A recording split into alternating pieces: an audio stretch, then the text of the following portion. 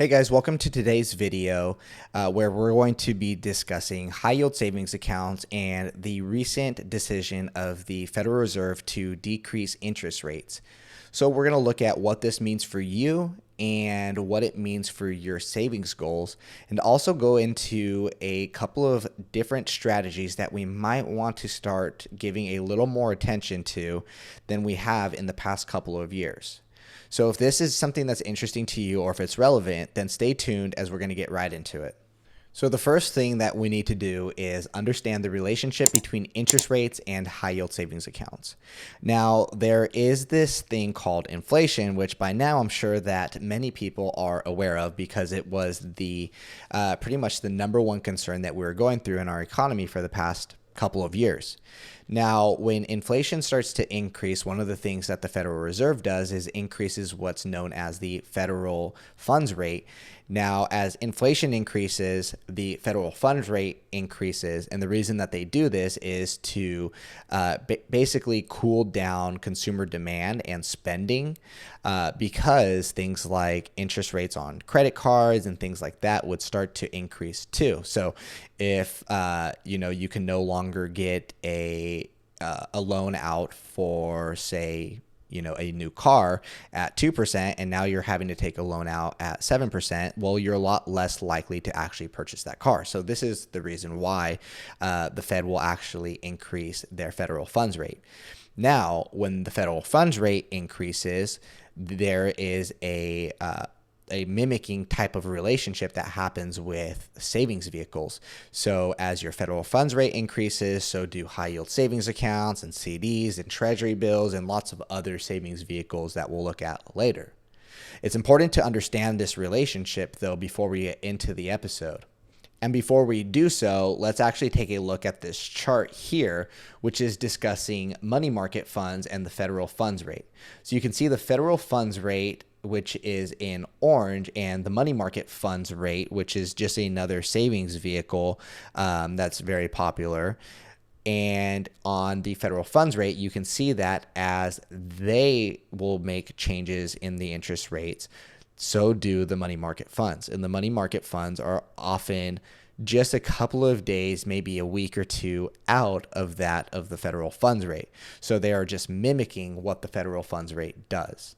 So why do interest rates matter to people who have these savings goals? Well, because it's going to impact the amount of time that you need to save, because if you're relying on 5% rates and now you're only getting a 2% rate of return on your savings vehicles, well, then it's going to take you a little bit longer to achieve that goal first.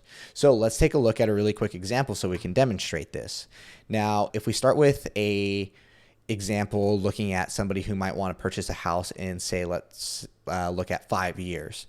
Now, if they have an initial investment of $20,000 that they put into this, let's say it's a high yield savings account, and make monthly contributions of $1,000 every single month over the course of those 5 years, we can look at the difference between a 4.5% rate over those 5 years and a 1.5% rate. So if you look here at this chart, you can see by year 5, the 4.5% rate will actually provide us with $92,182 as compared to roughly $9,000 less when we only get 1.5% of a return at $83,824.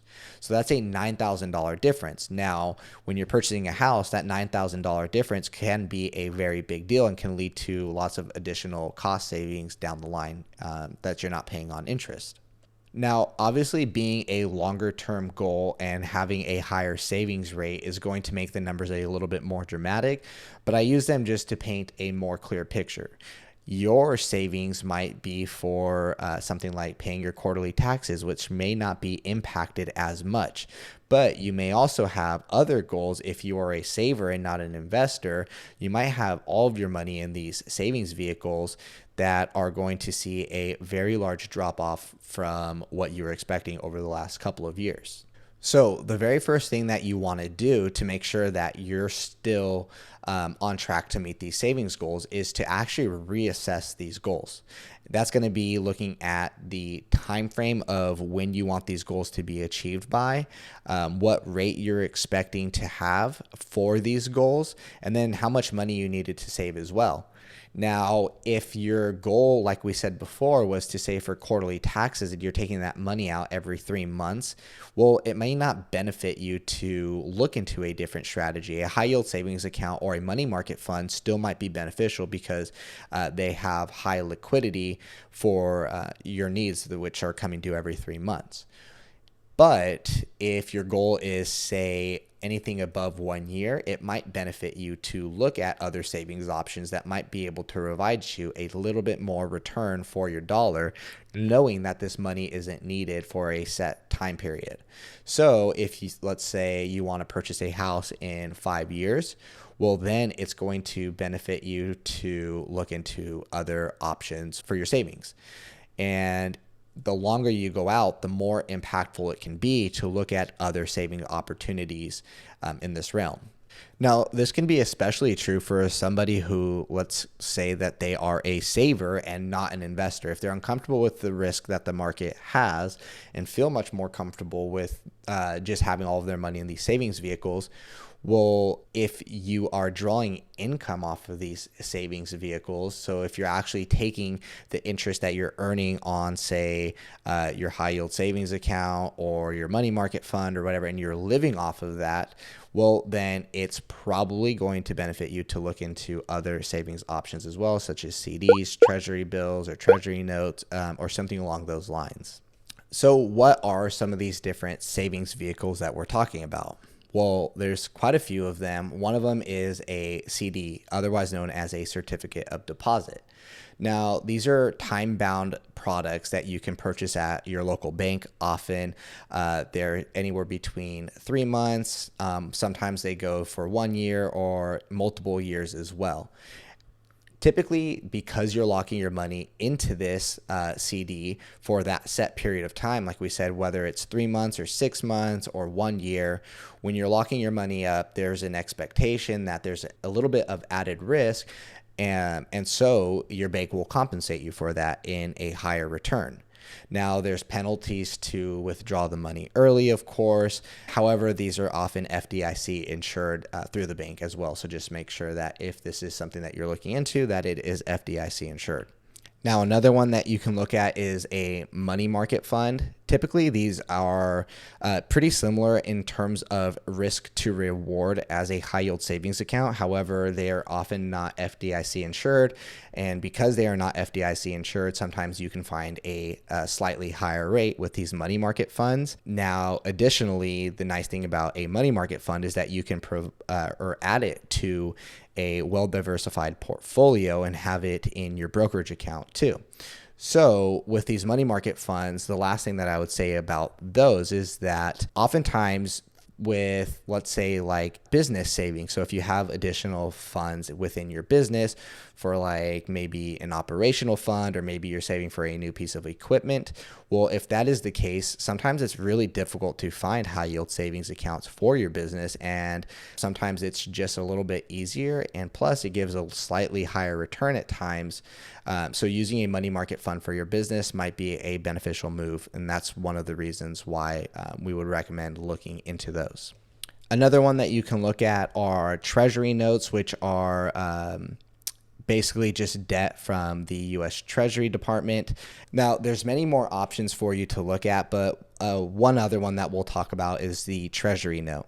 Treasury note is just U.S. debt with maturities anywhere between 2 to 10 years. They're typically known to be extremely safe just because they are backed by the full faith and credit of the United States. And they do pay interest semi-annually. So every 6 months you will receive a coupon for that interest. Now, Typically, the way that these work is that you pay all of the money up front. So say you're investing $1,000, you would send $1,000 to make the purchase of this. And then when this note comes due, say it's 5 years down the line, after 5 years, you would receive your $1,000 back. Plus you would have received each one of those coupons every 6 months at whatever rate you had agreed upon when you purchased it.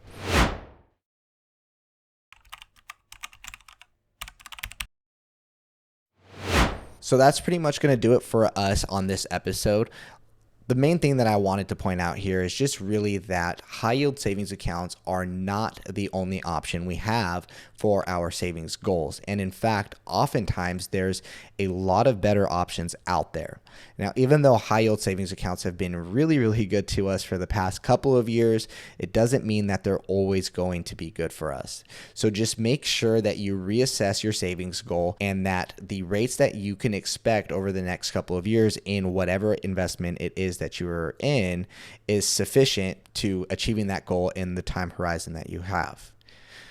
As always, if you have questions, comments, or concerns, leave them down in the comments, or you can go to our website, joinmoonshotcollective.com, and hit the contact us page to provide any feedback there too.